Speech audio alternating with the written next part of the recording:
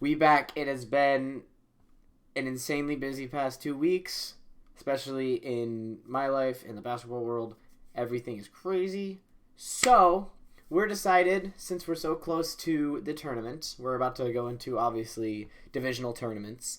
We are going to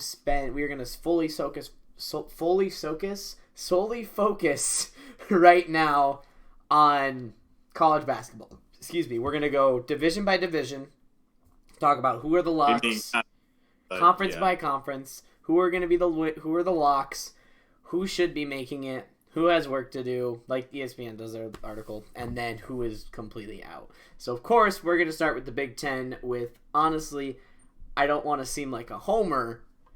Jay Billis even said it, though. So, Jay Billis said it. So, not Jay Billis. Yeah, Jay Billis. Jay Williams. Jay Billis said it. Michigan is the most complete team in college basketball right now. I'm not going to say that I'm 1,000% sure they're going to win it all, because anything can happen in the tournament. But right now, from what I've seen from every team, I think Michigan is the most complete team. They have one of the best players in college basketball, and Hunter Dickinson, who made Luca Garza look like a kindergartner.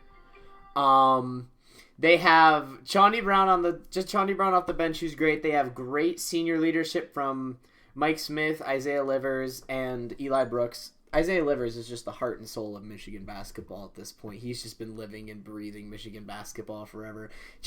Even Franz Wagner has been picking it up as of late. Austin Johns off the bench is a really good backup to Dickinson. You mean Brandon Johns? Is it Brandon Johns? I thought it was Austin Johns. No, Austin Davis. Austin Davis. My bad. I'm completely always get his name mixed up. But Austin Davis has, every time I see him, I'm like, okay, Dickinson's out.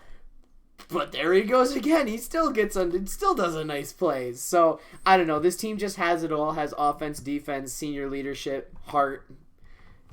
I don't know. It's a special team to watch. And they've been blowing out like every single team they've played, even the good ones. But obviously, that's a lock. They're a lock. They're probably a lock for a 1 seed at this point, seeing the drop-off from the top 3-headed monster to number 4 Ohio State. Well, they won't be number 4. They've lost a couple in a row now, so. Well, I mean, didn't Illinois and Ohio State? Yeah, I guess Ohio State lost 3 straight. I know Illinois lost to Michigan State, which was kind of funny.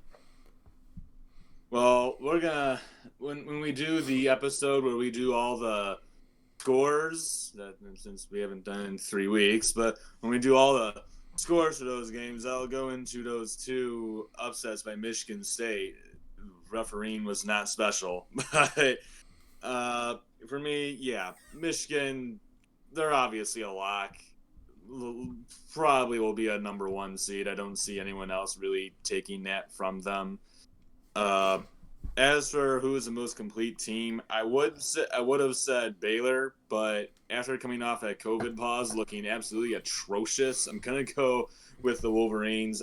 I just don't trust Gonzaga. I'm sorry. They look good. I mean, they have some great players, and I think they're still one of the 3 best teams for sure. But as far as from what I've watched, I don't know. It's just Michigan has like everything, and not many teams have that senior aspect. That's the biggest thing about this Michigan team that I trust, is the senior aspect of these people that have been in the tournament time and time again, have played time and time again, gone to the Big Ten tournament time and time again. So I don't know. The senior leadership is amazing. Well, that's the advantage that like some of the teams that don't always get these one and done kind of players all the time. Like Michigan, we don't normally have one and done type of players. We have people that stay around for a while and they eventually go to the NBA draft, which is where that element of experience comes in. Places like Duke and North Carolina and Kentucky, Kansas, they always get those one and done guys who they're one-way stops. And they make a lot of errors sometimes, and they're obviously really young. But for Michigan, they're insane. It's scary. I've had one of my best friends who's an Ohio State fan was like, dude, Michigan is absolutely terrifying. I am scared of them. And then, of course, I had my one friend yesterday who's a Michigan State fan. He's all like, oh, we're going to sweep you guys. And then they lost by like 20 to Maryland today. That was pretty. That was pretty ugly, but it was funny. Moving on, the next team, Illinois, another lock. Obviously, probably one of the couple teams up there fighting for that fourth number 1 seed. Had a good winning streak for a while there. Obviously, got snapped with an embarrassing loss to Michigan State. Where what? Didn't you say like they were like 0 for 12 on layups at one point? Yeah, they were 0 for 12 on layups in the first half. That's just, you can't do that. Like if you're playing an actual team, well, not that Michigan State is an actual team. If you're playing a really, really good team, you're gonna get blown out. You still lost to Michigan State, who's not a bad team by any means, but like you're not playing like an Iowa or a Michigan or whatnot. So, and those Illinois fans, I'm ready to kick their butts because they've been so obnoxious. They're like, Michigan is so scared of us. I'm like, you went to overtime to beat Nebraska and then won by 7 against Northwestern. Ooh, so scary. And then lost to Michigan State, going over 12 in layups in the first quarter. I will say that Michigan State has gotten significantly better since the start of the year, and they have played a lot better. I will also say that the referees were absolutely horrible in that game. I feel like that's every game now, though. Everywhere. They're just bad. Seriously. If you're watching that Illinois-Michigan State game, I'll probably say it again when we do the scores when we go over this one. There were hacks everywhere, all over the court by Michigan State. None of them ever got called. The only one that really got called was the flagrant 2 where Io DeSumo ended up getting hurt and now is out. Don't know if he's going to play Michigan yet. I think he is. They got his face mat. He got a face guard. He got like one of those masks on his face. Yeah, he'll play it. He played yesterday, I think, or 2 days ago, or it would be yesterday against Wisconsin. No, he didn't play against Wisconsin. Oh. They didn't have. I thought he played because it was senior night. He might have like checked in for a minute or something then just to be like, I played my last senior game. No, because they were at Wisconsin. They didn't. I assume who didn't play. Oh yeah, they were at Wisconsin. No, when is Illinois'? No, Illinois already played their last home game. They played that against Nebraska. I'm thinking the wrong thing. I've been all over I've been all over fighting Illini fan pages, watching them make fun of us and then losing. And then moving on to the next team, Iowa, who has, still looked good. They've had a couple losses. Obviously that original loss to Ohio State wasn't looking good, but now today they came out and just they cooked Ohio State, who we're going to talk about them in a bit, but ever since losing to Michigan, they have just been trending downwards. But that was a fun game, though. Michigan, Ohio State. That was probably the game of the year thus far that I've seen. I haven't seen anything better. I haven't really watched much, but that was a close game, high-scoring game against two bitter rivals that were number 3 and number 4. That was a really fun game to watch. Even though I just can't get over the crazy turnover by Ohio State. Just toss it behind the back, and then Livers just grabs it and just boom. But obviously Iowa is a great team. They've been playing really well as of late. Obviously Luca Garza is I would assume player of the year. I don't think anyone's gonna pick anyone else over him. Who else is gonna get player of the year? You look at what he's doing. He's getting like 25 points a game. We're considering like games where he's getting 16, 15 as an off night. That's really an off night. That's just somebody who's on a different level of play. Yeah, I just pulled up his stats. Look at this. He's 24. I can't see it. I know. I was about to say. I'm just saying it. It's like 24, 8, and 2 assists on 54% shooting with 1.5 blocks per game.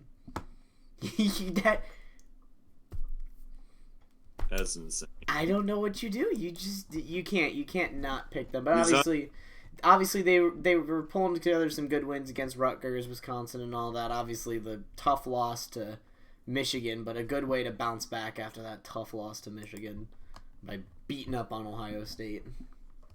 Yeah, I would say Ohio State, after losing 2 games to the Spartans, which that game too was awfully refereed, and the other game that they lost today to Iowa, I think that takes Ohio State very much off the 1 seed line, and I think the two of the teams that'll be competing for it are the ones that we just mentioned, which are Illinois and Iowa. Mm-hmm.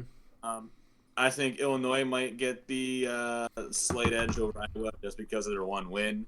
But I'll definitely put Iowa on a 2-seed line. Illinois is a 1, but Iowa on a 2-seed line. They're very good. There is no denying that they're very good. I mean, obviously the defense is the one thing they kind of lack in. But when you're scoring almost, 92, 93 points a game, I don't think their defense really matters that much. I mean, yeah, and Iowa got a little bit of help from Villanova and Oklahoma both losing over the weekend, so... Oh, yeah, Oklahoma did lose twice. And Villanova. Ooh, that's bad. But yeah, no, and I mean, like I said, every game Iowa has at least been in it for the most part, besides the game against Michigan. And they were in it for a little bit, but Michigan kind of kicked their butts in the second half.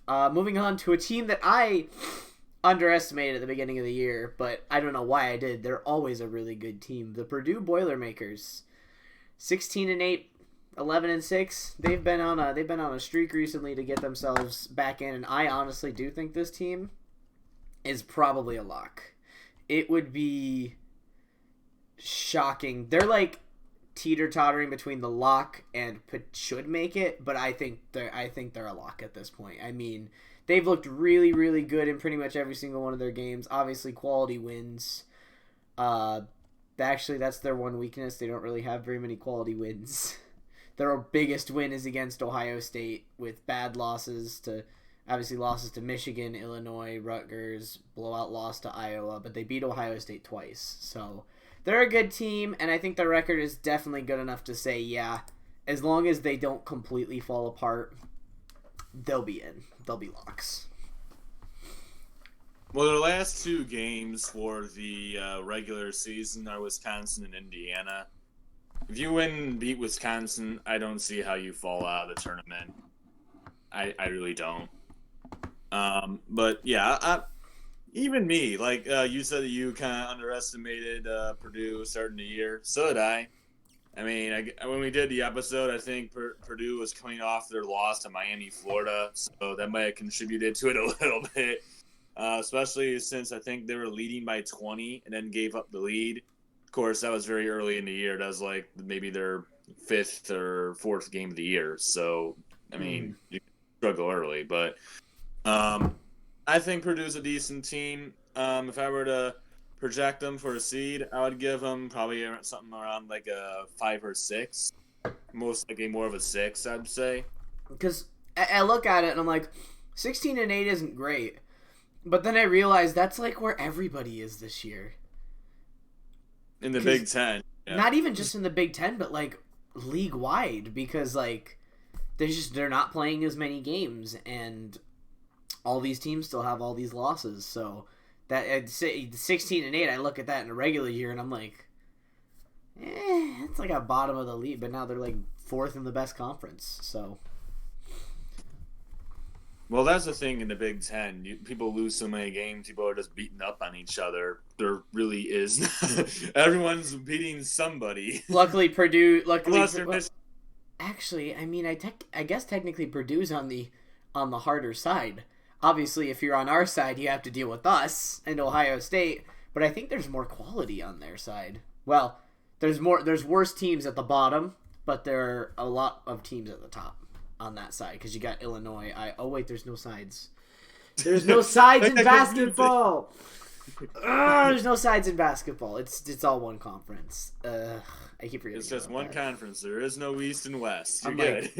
I keep forgetting. But yeah, Purdue looks good. Ohio State obviously has been looking good, but obviously as the slide as of late with losses to both bad loss to Iowa, loss they shouldn't have had to Michigan State, and then obviously the close loss at home against Michigan.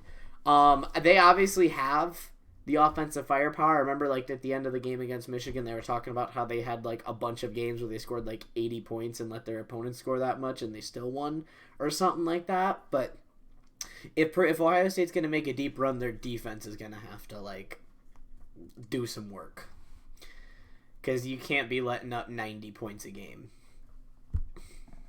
I know, at least that's what I've heard as much of Ohio State, is they allow a lot of, look at this, 70, 70, 90, 90, 70, 70, 90, 70, 80, 70, a lot of points. The Ohio State defense has to step up if they want to make a deep tournament run. Well, Ohio State is kind of designed like Iowa. They just don't have a Luca Garza who scores 40 billion points. But exactly. They are pretty much everybody contributes for Ohio State, so they have a lot of players. But like I said, they're built like Iowa. They're an offensive team. They score a lot of points, and they're designed to outscore you. They're not designed to shut you down defensively. And then sometimes they try to do a behind the back pass and make it go all the way back to the other side of the court, with the first Isaiah Livers to easily scoop up and dunk at the end of the game. But Ohio State's still definitely easily a lock. Just don't know where exactly they'll be as a lock. And then our last official lock, Wisconsin. I mean, they've had a couple bad games. I mean, obviously the first game they played against Michigan, where they were at one point down by 40, it was not good. Then the second game against Michigan, where they were kicking their butts in the first half and then let them seep back in and win the game by like 9. That's not a good look either. Obviously, another bad loss to Iowa, a close loss to Illinois. They've had some tough losses against good teams, but they have enough wins that they'll be fine and they'll be in. Oh my gosh, what the heck? When did this happen? What? I forgot that Wisconsin beat Louisville that bad in the ACC Big Ten Challenge, 85-48. I think there was another time when when Louisville came out of a COVID pause and just looked absolutely horrible, like they did against North Carolina, and they lost by 45. I forgot they did that. But no, Wisconsin has enough wins where they'll be a lock, and they're Wisconsin, so as long as they don't completely fall apart, they'll be like, hey, it's Wisconsin. What do you got about Wisconsin? Well, I mean, kind of like you said, they built up their resume earlier in the year, and they're at this point, they have enough wins to where they essentially will stay in. I mean, I think if they're able to, they still have a game against Iowa. That's actually pretty big. They'll need that. They need that one. And they still have, of course, I talked about Purdue playing Wisconsin. So those are their 2 remaining games, Purdue and Iowa. So those are pretty big for Wisconsin. Maybe you win a couple games in the tournament to kind of solidify your spot in the NCAA tourney. But, yeah, I think this team will easily make it. I'll give them also a 6 or maybe a 7. Probably more like a 7. And now we move on to our 2 should make it. Maryland. You would have asked me this 2 weeks ago. I would have said, no way. Why would Maryland be in? But they have rattled off 5 straight wins against a big dominant win today against a Michigan State team that has been trying to get in. A big win at Rutgers. I mean, obviously, the other 2 were Nebraska, so that doesn't really count that much. And then even versus Minnesota, a dominant win against another team who's trying to build a resume to get in. Obviously have a win against Purdue, another win at Minnesota. Obviously they had some struggles early on. Big win against Wisconsin earlier in the year. Honestly, they had even a win against Illinois. This team has been secretly building up its resume while not looking good enough. And then right at the end, they're rattling off enough wins to say, look, we got the resume. We got a good enough record. We should be in the tournament. So I honestly think this team doesn't have much more to prove, but I still don't think they're exactly a 1,000% lock yet. They haven't done enough to make me say, yes, you're all completely going to be in the tournament, but they should be. Yeah, I'd say, kind of like you said, Maryland's been building up the resume to make it in. Obviously, the big ones for them are Wisconsin and Illinois. Being on the road doesn't really make as much a difference anymore. But there's still wins against good teams. They still care about being on the road, and they still consider it a road game in the actual format. So those are actually really big wins in the whole aspect of things. So road wins against Wisconsin, Illinois, and, well, even to some extent Minnesota. I mean, they have been horrible lately, but even winning that one on the road is pretty big. So, I mean, Maryland's built up a massive resume, and especially after going on a 5-game winning streak here, built up your record now to 15-10. Obviously, the 2 wins against Nebraska, nobody really cares, but They're they wins, won them. Yeah, it's a 5-game win streak. They're hot right when they need to be. Yeah, the big stretch here for Maryland. Definitely big time win those games. And their remaining 2 games are Northwestern and Penn State. They should go on a 7-game win streak to end the season, run into the Big Ten tournament hot. The Big Ten tournament, and that would be, I think, essentially, that would pretty much lock them in. If they can win those 2 against Northwestern, Penn State, and, I mean, maybe just win one in the Big Ten tournament just for an insurance policy, but I don't really see how they get excluded if they win those. Exactly. And now we move on to the other team that's the other team that's in that should make it category of Rutgers. Rutgers has a good enough record, has looked pretty good, has a couple quality wins, obviously, win against Illinois, win against Purdue, wins against Minnesota, Indiana, Michigan State. Again, a dominant win against Michigan State, a 30-point win. The only thing is, I don't know if they have enough. They don't have enough to say they're a lock, especially with that 5-game losing streak, right? And they're losing 6 out of 7 on that streak against Ohio State, Iowa, Michigan State, Wisconsin, and a Penn State loss is really bad looking. And then obviously they've proven time and time again when they go ahead and play the really good teams like Iowa and Michigan and all that, they just can't keep it together. So I think this team definitely has to finish winning their last 2 games and at least make a little bit of a decent run into the Big Ten tournament. But I think they should be a solid 8 to 9 seed. Just because they just don't have as much of a resume as some of these other teams do. They don't have that great of wins. I think Rutgers is more or less in the tournament. I'm not considering them a lock, but I would say they should be in, barring a complete collapse. They're going to be a lower seed, I think. Yeah, something like you said, an 8 or 9, maybe even a 7 at most. Wins against Syracuse, Maryland, Illinois. Don't mention Syracuse is a good win. Don't mention Syracuse is a bubble team. No, they're not. Syracuse. They just got blown out by Georgia Tech. They're off the bubble. They just got blown out. 7 wasn't that bad. Well, they got blown out by Duke, so whatever. They're not a bubble team. No.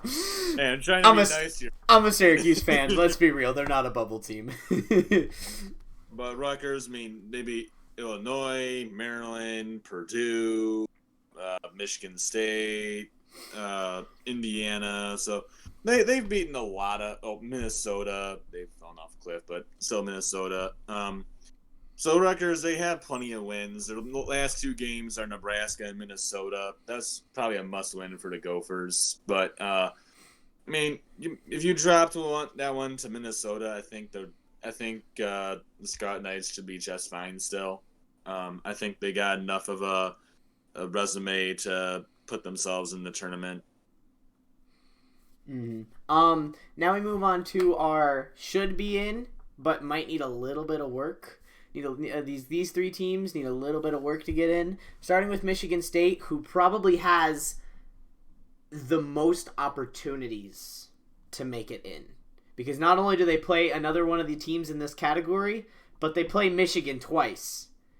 Which, obviously, that's not going to be very easy, but that definitely gives them the opportunity to instantly bolster their resume. Honestly, if we had done this recording yesterday before they played Maryland, I would have put them a tier above in the should make it category. Especially after rattling off wins against Indiana, Illinois, and Ohio State. But the loss against Maryland today is very, very concerning if you're a Spartans fan. That is not one you want to see yourself lose, especially by 20. So, luckily, their next game is against Indiana, who's going to be another one of these teams that has to do a little bit of work to get into the tournament, and then they end the season against Michigan. If they lose all 3 of those, they're going to have to make a serious run on the tournament. But if they can even get one of those wins against Michigan, that'll really help their chances for the tournament. So they have the most opportunities, but they also have probably the hardest remaining... Not probably, they have the hardest remaining schedule in the Big Ten. I think for Michigan State, of course, you said 3 games left, 2 against Michigan, 1 against Indiana. They got to win 2 of the next 3. If that means you win 1 against Indiana and 1 against Michigan, or 2 of those against Michigan and you lose the one to Indiana, whatever it takes, you got to win at least 2 of those 3. I say the only shot if they lose both times to Michigan, they'd have to make a deep tournament run, and they'd have to be competitive with Michigan the entirety of the games. Like, they'd have to be close game. No matter what, if you're a Michigan State fan, you cannot afford a blowout loss to Michigan. That cannot happen if you're a Michigan State fan. You have to show that you're competitive in those games. And you got to make a good run in the tournament. You can't just fall flat on your face against, like, a Penn State or a Nebraska in the first round. Well, another thing to look at is if Michigan State were to lose all 3 of those games, they lose all 3. 500. Yeah, no, if they lose all 3, I think they'd have to win the Big Ten tournament. If they lose all 3, they'd have to win the Big Ten tournament. Indiana is the must-win. Indiana is like, you cannot afford to lose to Indiana because you're not beating Michigan twice. I mean, you might. I can't say that you won't, but realistically speaking, it's very unlikely that you beat Michigan twice. Though I said that about Illinois and Ohio State, and look what they did. They beat both of them. So. Well, they only played Ohio State once. Well, I'm just saying, I said it was very unlikely for them to beat either one of those 2 teams, but they beat both of them. That's what I meant. Oh, yeah. Well, Michigan's also a little bit of a leap above both of those teams. And then we go to the other side of the coin, which is Indiana, who is in trouble. Indiana's got they gotta win their last 2. I think they gotta win their last 2 and at least make a little bit of a run. Luckily, their last 2 though are against Michigan State, a team that is in the same position as they are, and at Purdue, but at Michigan State and at Purdue, which Purdue is another one of the top Big Ten teams. So getting a win against Purdue would be a good one. But obviously, yeah, they're definitely going to have to make at least a little bit of a run in the playoffs. To be able I think, you just got to get your record above 500 because this team certainly has the resume to get into the tournament. I mean, they have a season sweep against Iowa. Yeah. That's enough right there. They've beaten Minnesota. They've beaten Maryland. They have some decent wins. They beat Nebraska. I'm just kidding. Oh, they beat Stanford. That's a tournament team. They have decent wins. They just gotta be above 500. And game 2 against Michigan State and Purdue that'd be big time for the Hoosiers. Especially how bad they fell apart in the first matchup against MSU. It's been all downhill from there for them. Yeah. That was pretty bad, but yeah. Indiana has some work to do. Definitely keep their record. Got to win the last 2. And then Minnesota. I mean, Minnesota, we're not even going to talk about Minnesota's resume. Minnesota's resume is outstanding. I mean, wins against Purdue, Ohio State, the only team to beat Michigan. Not only beat Michigan, freaking manhandled them. It wasn't even close.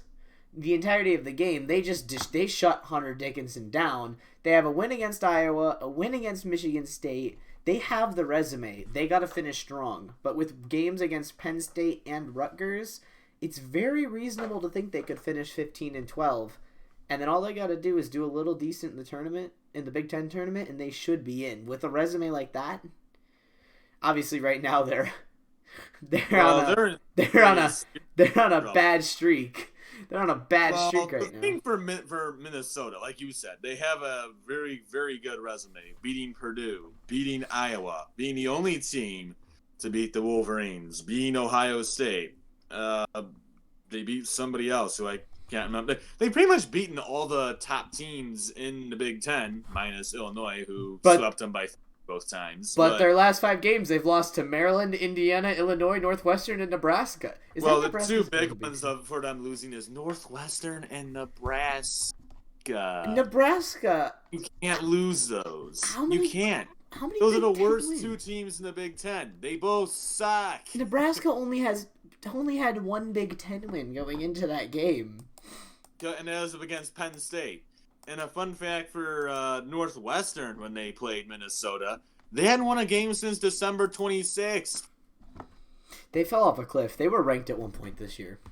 Yeah, they were looking good, and then all of a sudden they never won. You know who they? You know what buzzsaw they might have ran it. They kind of ran into the Michigan buzzsaw. That was they ran into Michigan, and all of a sudden, there goes their season. Well, oh gosh, I mean the poor Saps. They beat Ohio State by 1. Then they played at Iowa, at Michigan, Illinois, at Ohio State, Iowa, and Wisconsin, all straight, and then just fell off a cliff.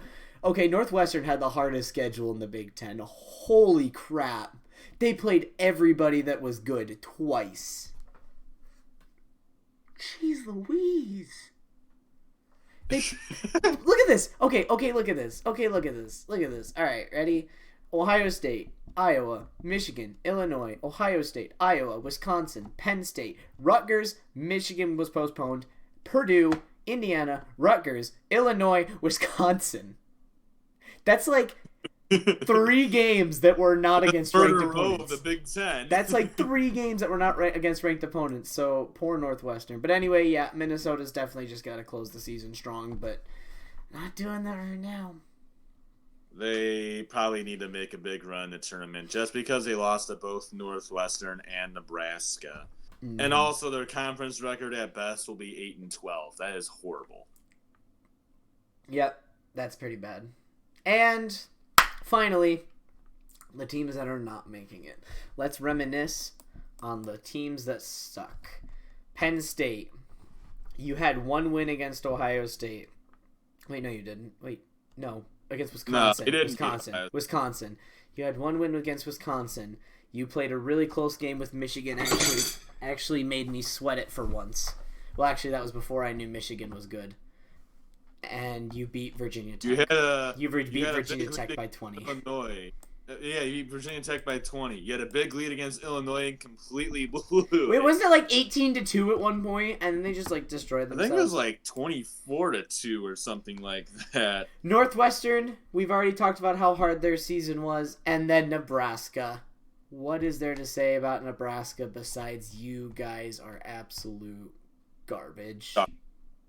And I would say, luckily, basketball season is almost over. It's almost football season, but you're also garbage at football. So, sorry, Nebraska. You guys are absolute garbage.